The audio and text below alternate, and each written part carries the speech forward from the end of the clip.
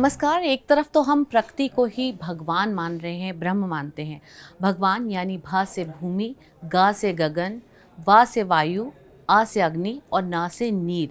इन सब से मिलके जो बना है, हम किसी को माँ की संज्ञा देते हैं, किसी को देवता की संज्ञा देते हैं।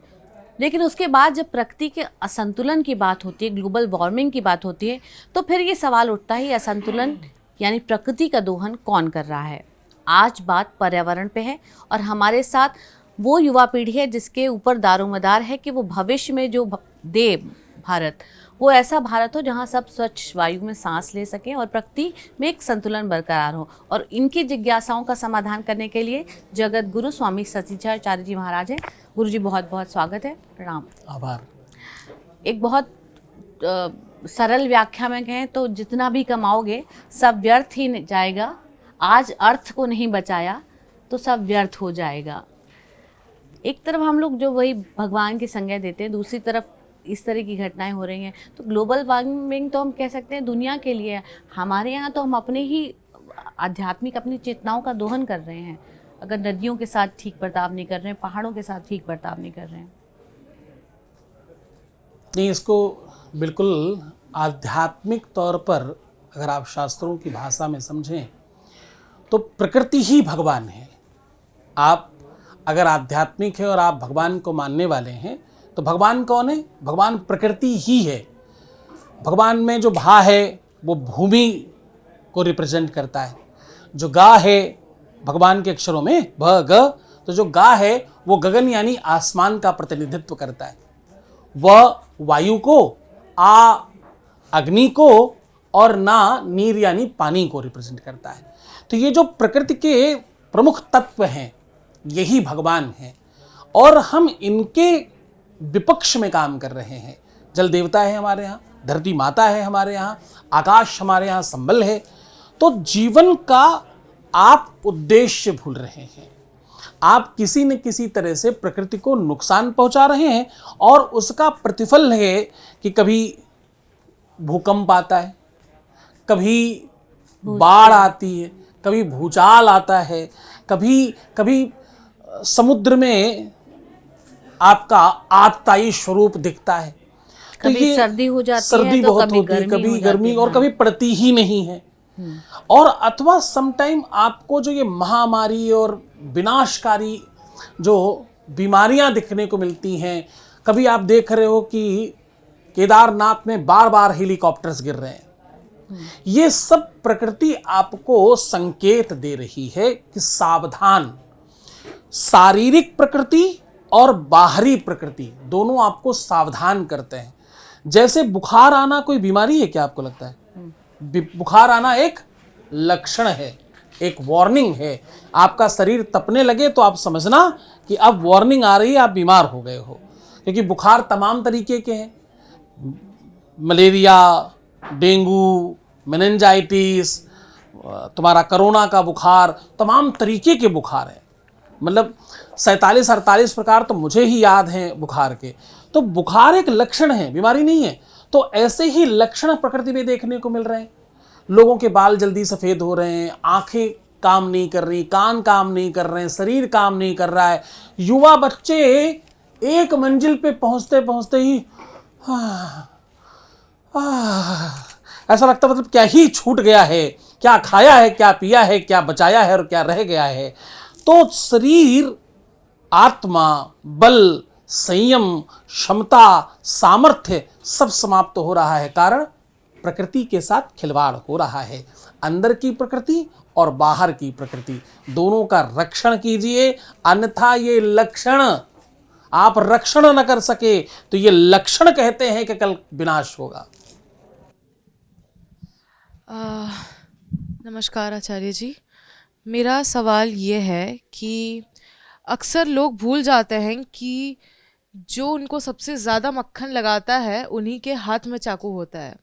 और यही से मेरा सवाल है कि जो लोग पेड़ लगाते हुए, जो पॉलिटिशियंस हैं, जो सेलिब्रिटीज़ हैं, पेड़ लगाते हुए फ़ोटो खींच के अपने इंस्टाग्राम पे डालते हैं, वही लोग अगले दिन वही पेड़ काटने का टेंडर पास करते हैं। इन लोगों को आप क्या सूचित करना चाहेंगे, क्या बोलना चाहेंगे? आपकी कुछ टिप्पणी विशेष हो? मुझे लगता है कि आपका अपना मानस अच्छा है, आपने प्रश्न भी अच्छा किया है और बहुत बहुत गंभीरता से, बड़ी बेबाकी के साथ और बड़ी स्पष्टता के साथ आपने प्रश्न किया, अच्छी बात है। पर मैं आपको इससे इतर हटकर बात कहता हूँ। हम दूसरों को दोष देने के बजाय क्यों ना हम सुधर जाएं। हम सुधरेंगे तब जग सुधरेगा। हमारे घर को ठीक करने कौन आएगा? हमारे जीवन हमारा है तो हम ठीक करेंगे। हम अगर जिम्मेदार हो जाएं, एक नेता पे कम से कम कई लाख जनता है। एक नेता 5 पेड़ लगाए या 100 पेड़ काट ले, दोनों में कुछ नहीं कर सकता, वो किसी लायक नहीं है। लायक आप हैं। आप नेता बनाते हैं, अभिनेता बनाते हैं, आप स्टार बनाते हैं, आप उद्योगपति बनाते हैं, आप व्यवसायी बनाते हैं, आप ही भगवान बनाते हैं। तो आप सर्वस्व हो, आप कर सकते हो। आपका मतलब संसार जाग गया तो सब संभव है। अपनी प्रकृति का रक्षण करें, अपनी प्रकृति यानी अपने अंतःकरण की रक्षा करें। आप स्वस्थ रहेंगे, आप मानसिक तौर पर स्वस्थ रहेंगे, आप आत्मिक तौर पर स्वस्थ रहेंगे तो आपके रिश्ते स्वस्थ रहेंगे। आपके रिश्ते स्वस्थ होंगे तो आपका जीवन स्वस्थ होगा, और ये सब स्वस्थ होगा तो आपकी संपन्नता भी स्वस्थ होगी। तो जीवन के वो सब आदर्श दूसरों के लिए नहीं, अपने लिए लागू करेंगे हम, तभी कुछ स्वस्थ होगा। गुरुजी, हमें ऐसा नहीं लगता कि हम अपने पृथ्वी के हम खुद दुश्मन बन रहे हैं? क्योंकि जिस तरह से देखा जा रहा है, शहरी क्षेत्रों में वृक्षों को काटा जा रहा है और शहर को मतलब बिल्डिंग्स बनाई जा रही है, तो इस पे आपकी मतलब आपका क्या कहना है सर? गुरुजी, पुनरपि जननम पुनरपि मरणम पुनरपि जननी जठरे शयनम। आवश्यकता विनाश से निर्माण की तरफ होती है। कहीं कुछ विनाश हो रहा है तो कहीं निर्माण करना प्रारंभ कीजिए। क्योंकि शहरों को विकसित होने से रोकना, उस पर टिप्पणी करना आपको धर्मगुरु बनना नहीं बताता। आप जहां किया जा सकता है वहां विकास कीजिए, जहां प्रकृति संरक्षण किया जा सकता वहां संरक्षण कीजिए। हर व्यक्ति अगर अपनी जिम्मेदारी समझे, निज धर्म बोलते हैं इसको, हिंदू धर्म, सनातन धर्म, हमारा अपना धर्म, सब धर्म है, लेकिन सबसे बड़ा क्या है? निज धर्म, हमारा अपना। हम दूसरे को धर्म क्यों सिखाएं? हम स्वयं क्यों नहीं धार्मिक हो जाएं? हम स्वयं क्यों पेड़ नहीं लगाएं? हम हर साल 5 पेड़ लगाने के लिए प्रयास क्यों नहीं करें? 140 करोड़ देशवासी हैं, पहले ही साल कितने पेड़ होंगे? 5 से गुणा करो, जितनी जनसंख्या है आपको पता हो। हम 100 करोड़ मान लें, हो सकता है 10, 20, 25, 50 लोग ना करें, 100 करोड़ को भी करो तो भी 500 करोड़ हो गए। तो 500 करोड़ पेड़ जिस दिन आपके यहाँ लग जाएंगे, क्या हाल होगा? चारों तरफ सिर्फ हरियाली दिखेगी, सिर्फ हरियाली और कुछ नहीं दिखेगा। हम दुखी इसलिए हैं कि हम कोई भी धर्म दूसरों को सिखाते हैं, हम कोई भी नियम सामने वाले को बताते हैं, हम स्वयं कुछ नहीं करते। हम जब तक खुद नहीं सुधरेंगे, हम ज्ञानी नहीं, हम अज्ञानी बनकर के ज्ञानियों को सुने तो जीवन बेहतर चल जाएगा। यहाँ संकट यही है कि हम दूसरों की कमियां निकालने के लिए तो खड़े हैं, हम ये कहने के लिए तो खड़े हैं कि तुम गलत हो, पर हम ये कहने के लिए एक बार भी खड़े नहीं कि हम भी गलत हैं। झगड़ा होगा, आपको लगता है अगर 2 लोगों में से एक आदमी हाथ जोड़कर खड़ा हो जाए, यार गलती हो गई मेरे से, मैं गलत हूं, कभी होगा? वो कहता है तुम गलत हो, वो कहता है तुम गलत हो, इसीलिए तो झगड़ा है। झगड़ा इसलिए नहीं कि गलत कौन है, झगड़ा इसलिए है कि कोई स्वीकार ही नहीं कर रहा है, कोई मान ही नहीं रहा है। तो साहब, दूसरों को नहीं, हमें खुद को सुधारना पड़ेगा। और ये तो तब है जब हमें पता है ये सब चीजें वो हैं जो हमको हमें जीवन देती हैं। सबको मालूम, पर कोई नहीं कर रहा है। आप इतने लोग हो, ईमानदारी से सौगंध खा करके, अपने अपने माँ बाप की कसम खा के, सौगंध खा के बताओ कितने पेड़ लगाए आज तक? कितने पेड़ लगाए? सर मैंने तो 1 लगाया, पर मेरे घर में 5 है। एक ही पेड़ लगाया आज तक? कितने साल की हो गई? सर 20। 20 साल एक व्यक्ति को। अब इतने लोगों में एक व्यक्ति ने हाथ उठाया पहले तो, आप सोचो परसेंटेज निकालो, और एक ही पेड़ लगाया जीवन में, जबकि केवल आपके भोजन पकाने में 20 साल तक जो आपने खाना खाया है, उसकी एनर्जी बनाने के लिए जो पंखा चलाया, जो लाइट चलाया, उसको उतने भर को बनाए रखने के लिए कम से कम 100 पेड़ खा गई आप। माली से खरीद के लाया हुआ गिना जाएगा? कोच भी लगाओ, मैं तो कह रहा हूँ घास भी तो एक लगाओ, कुछ तो करो। मैं आपको नहीं कह रहा हूँ, एक सामान्य वार्ता, ये आपको कहकर मतलब, और 140 करोड़ की तरफ इशारा है। आप तो एक हो, आप तो चलो कम से कम एक लगाया तो सही, लोग तो एक भी लगाने वाले नहीं है। कहने का सीधा आशय ये था, आपको कहने का मतलब ये कि तमाम 144 करोड़ लोग सुन रहे हैं इस बात को, तो सबको ये बात पता चले कि यार हम क्यों नहीं कर रहे, हम भी तो प्रयास करें। हम हर दिन नहीं सही, हर वीक में नहीं सही, हर हफ्ते महीने भर में नहीं सही, 6 महीने में नहीं सही, साल भर में तो एक पेड़ लगा दें। अच्छा, एक पेड़ का संरक्षण शुरू कर दें, कभी कभी जाकर खाद पास डाल के आया करें। आपको पता डिप्रेशन का इलाज क्या है, एंजाइटी का इलाज क्या है, परेशानी का इलाज क्या है, दुखी होने के समय इलाज क्या है, कोई सुन नहीं रहा हो, तुम्हारी कोई समझ नहीं रहा हो, इसका इलाज क्या है? इस सब चीज़ों का एक ही इलाज है, पेड़ पौधों के बीच में जाओ, फूलों के पास बैठो और पेड़ को जाकर के गले लगाओ। अब अगली बार जब कोई पीपल मिले तो उसे गले लगाना, उन मूर्खों को वो जवाब देना कि इसमें भूत प्रेत नहीं होते, इसमें ऑक्सीजन होती है, इसमें एनर्जी है, इसमें ताकत है।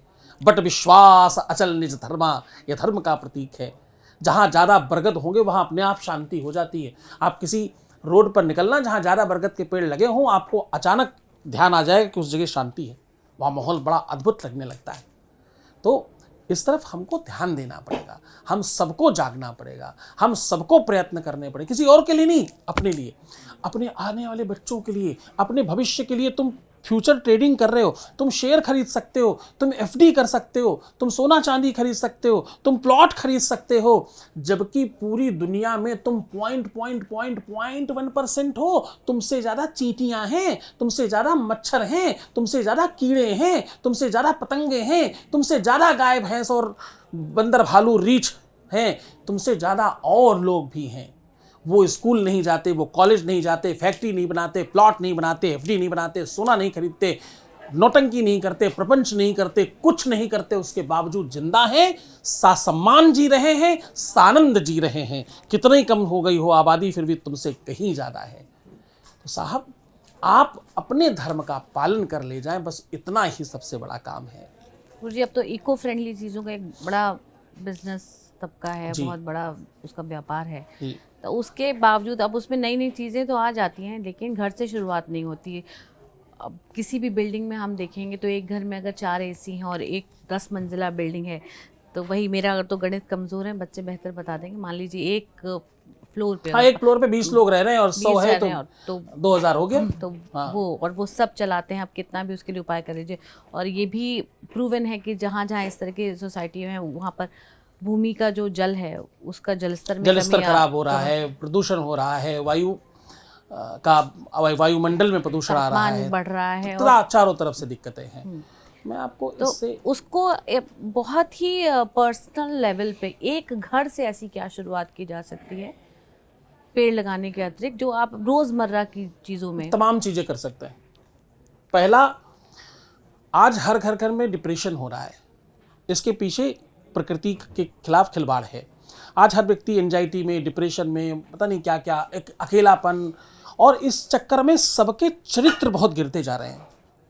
बड़ा वो वकालत शुरू हो जाती जब कोई ये कह देता है कि यार चरित्र इनका ठीक नहीं, उनका ठीक नहीं, लड़की का या लड़के का कोई कह दे तो सब बुरा मानते हैं, सबको खराब लगता है, जबकि सबको ये पता है कि गड़बड़ तो चल रहा है, सब तरफ संकट तो है, दिक्कतें तो हैं, अच्छा तो कुछ नहीं है। मैंने किसी लड़की को पूछा कि तुम सच बताना, तुम्हारी ही जैसी तुम्हारे अगर भाभी आए तो चलेगी? कहती नहीं। हाँ, क्यों तुम बुरी हो? नहीं। फिर तुम्हारी जैसी क्यों नहीं चाहिए भाभी तुमको? नहीं, हमें तो घरेलू चाहिए, हमें तो ऐसी चाहिए, हमें तो वैसी चाहिए।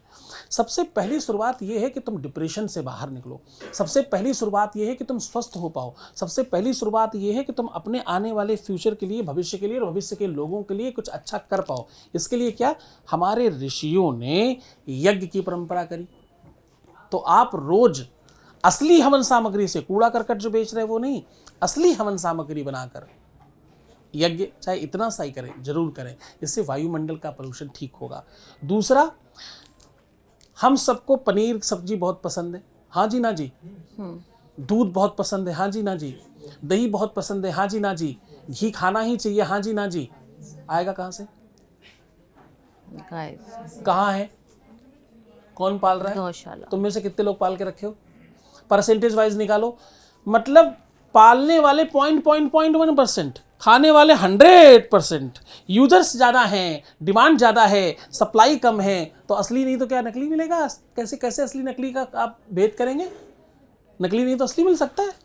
नकली ही मिलेगा, 100% कन्फर्म है। इसको ठीक करिए। हर व्यक्ति एक एक गाय घर में नहीं पाल सकते, गौशाले में जाओ, उनको बोलो एक गाय मेरी तरफ से मैं रख रही हूँ, इसके पैसे दूंगी और 50% दूध आपसे ले लिया करूंगी, मुझे और कुछ नहीं चाहिए, खर्चा पूरा दूंगी या दूंगा।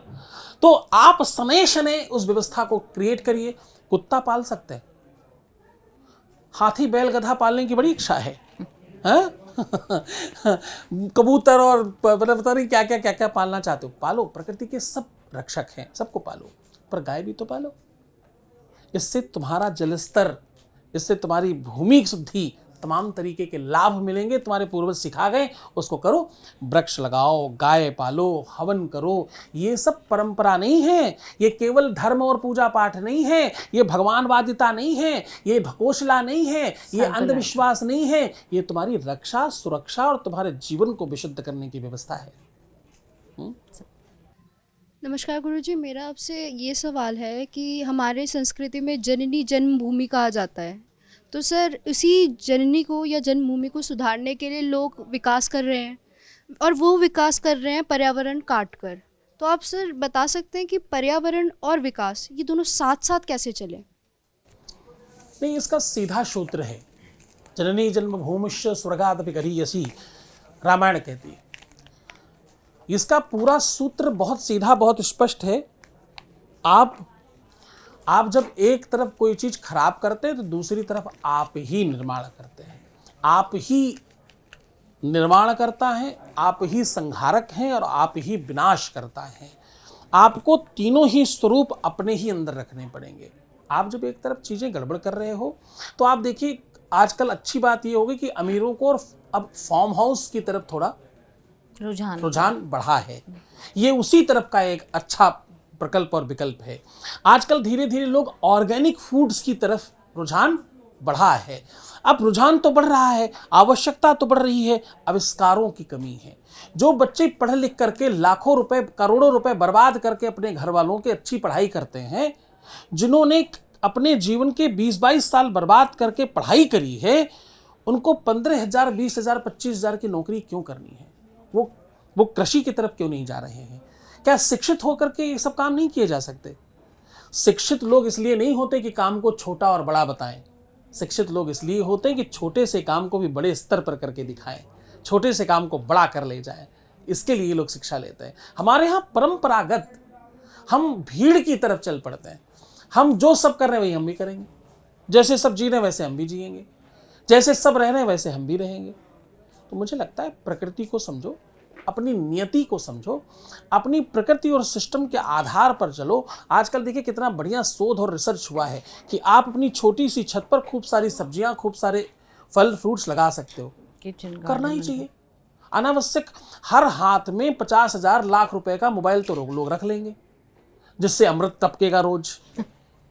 लेकिन 10-20-25,000 रुपए लगा करके ऐसा बगीचा नहीं लगाएंगे घर में जिससे सब अच्छा खा सकें, ऑर्गेनिक फूड ले सकें। आविष्कारों पर फोकस करना है, लोगों को जागृत करना है। कम से कम हम लोग ये संकल्प ले लें कि हम खुद भी और अपने जानने वालों को, अपने प्रेमी प्रेमिकाओं को, प्रेमी प्रेमिका मतलब कौन? हमारे माँ बाप, हमारे चाचा चाची, हमारे मामा मामी, हमारी नानी नाना, तमाम रिश्तेदार हैं, वो सब प्रेमी हैं हमारे, हम उनके प्रेमी हैं। इनको सबको जगाएंगे, यही ही करना, ऐसा ही करना है, इसी से मदद करेंगे। अगली बार रक्षाबंधन में दीदी को कुछ पैसे दे पाए चाहे नहीं दे पाए, उनके गार्डन की कोई व्यवस्था करके आएंगे, उनकी बालकनी में 2-3 फलों की और सब्जियों की व्यवस्था करके आएंगे। हो सकता आदत पड़ जाए, हो सकता वो जाग जाए, उसके बाद आप एक लगा के आओगे, वो 20 लगाए मिलेंगे अगले बार। तो हम सब खुद जागे, लोगों को जगाएं, ये हमारा पहला निजी धर्म है। प्रकृति, सृष्टि और परमात्मा की रक्षा आपके हाथ में है, क्योंकि धर्मो रक्षते रक्षताः, धर्म की रक्षा आप करोगे तो धर्म आपकी रक्षा करेगा, प्रकृति की रक्षा आप करोगे तो प्रकृति आपकी रक्षा करेगी। और इसका बहुत अच्छा उदाहरण ये है कि उपले जानते हैं आप लोग, कंडा उपला जिसको बोलते हैं, गाय के गोबर से बनता है। तो अभी हमें ऐसे देखने को नहीं मिलता, लेकिन वही नवरात्र में या आपके घर में कोई धर्म कर्म होता है तो जो ऑनलाइन साइट्स होती हैं वहाँ पे काऊ डंग केक के नाम से वो पैकेजिंग में बाकायदा बहुत महंगा बिकता है। तो आप जिस चीज़ को मतलब गांव देहात की चीज़ सोच के ऐसे छोड़ देते हैं, वही चीज़ आपकी वो एक नई पैकेजिंग के साथ और महंगी होकर मिलती है। वो क्या है ना, हमारे लोगों को आदत है, योग जब योगा होगा तो माना जाएगा, आयुर्वेद जब आयुर्वेदा होगा तो माना जाएगा, हमारे यहाँ के स्वामी विवेकानंद जब विवेकानंदा होंगे तो माने जाएंगे। हमारे यहाँ को आदत है, हमारी वस्तु को दूसरा कोई छौंक लगाकर अपना नाम लगा करके वापस हमको दे दे तो हम बड़ा अच्छा मानकर उसे स्वीकार कर लेते कि देखिए वो भी फॉलो कर रहे हैं। नहीं कि ये वैसा है, इंटरनेशनल हो गई चीज़। तो साहब अपनी चीज़ अच्छी ही है, वो जिस भी प्रकार की उसे स्वीकार करें, प्रकृति और सृष्टि का रक्षण करें, बाहर की प्रकृति नहीं अंदर की भी प्रकृति को अच्छा करें। आहार और व्यवहार ये दो तुम्हारे पैर हैं, जिससे सही चलोगे तो फिर आचरण अच्छा हो जाएगा। आहार व्यवहार फिर तुम्हारा आचरण, ये धीरे धीरे चढ़ते चढ़ते तुमसे बड़ा, तुमसे अमीर, तुमसे श्रेष्ठ, तुमसे बेहतर, तुमसे ज्ञानी और तुमसे ज़्यादा सफल कोई होगा नहीं। बस इतना ही करना है। बहुत बहुत धन्यवाद गुरुजी। तो आप उसको बहुत आधुनिक होके अगर बोलते हैं कि मैं एनवायरनमेंट फ्रेंडली बातें करता हूँ, या आप उसे प्रकृति मान के उसकी पूजा करें, बात वही है। आपको वो प्रकृति जो आपके लिए जीवनदायिनी है उसकी रक्षा स्वयं करनी है, वरना आने वाले दिन में खतरा आपके स्वयं के अस्तित्व पर होने वाला है। इस कार्यक्रम में इतना ही। मिलेंगे फिर किसी और शंका के समाधान के साथ, किसी और समस्या का हल जानने के लिए जगत गुरु आवाज में। तब तक के लिए नमस्कार, धन्यवाद।